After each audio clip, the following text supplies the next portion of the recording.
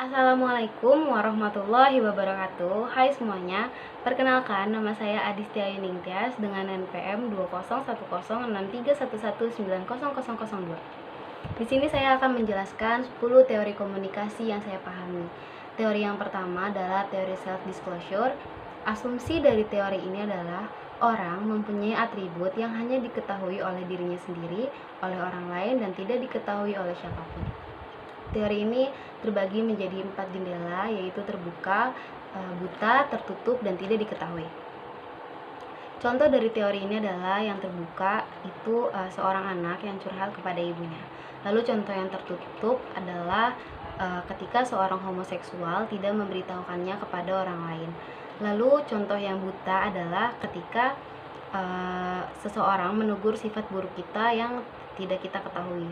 Lalu contoh yang terakhir adalah contoh yang tidak dikenal, yaitu ketika saya dan orang lain tidak tahu penyebab penyakit OCD yang saya derita. Selanjutnya teori kedua adalah teori Bert-Wistel.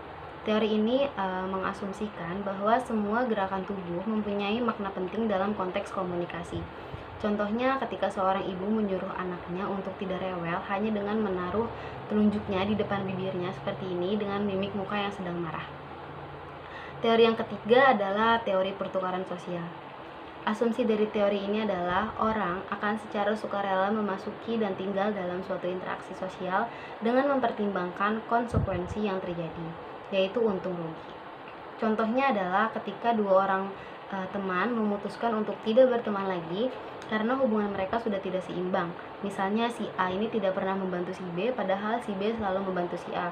Maka si B ini berhak untuk memutuskan pertemanan karena konsekuensi yang dia dapat adalah kerugian. Selanjutnya teori keempat adalah teori Laswell. Teori ini diasumsikan percaya bahwa cara mudah untuk mendeskripsikan tindakan komunikasi adalah dengan menjawab pertanyaan.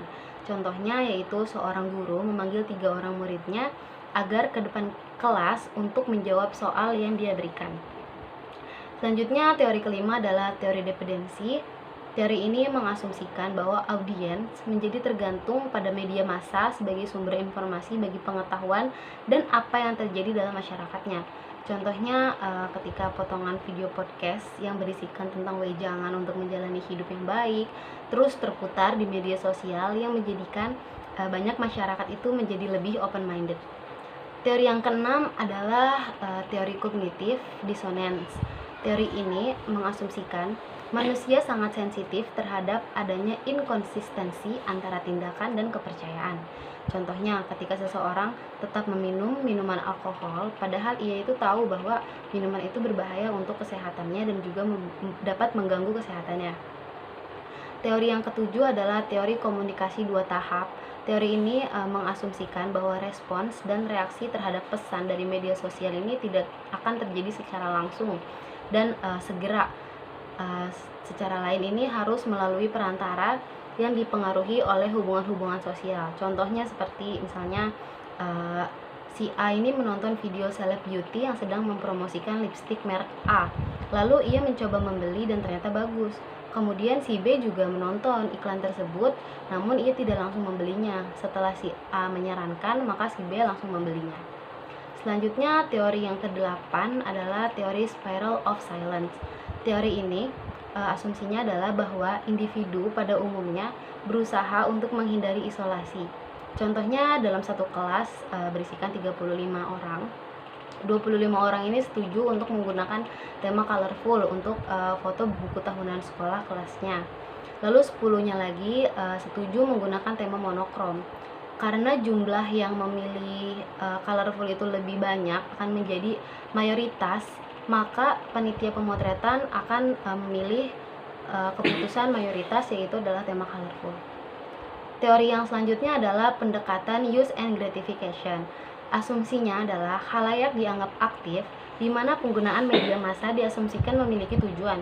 Contohnya acara musik di televisi Breakout lebih digemari para pemuda dibanding acara musik yang lainnya karena pembawaan hostnya itu lebih elegan dan juga penayangan musiknya yang keren dan gaul.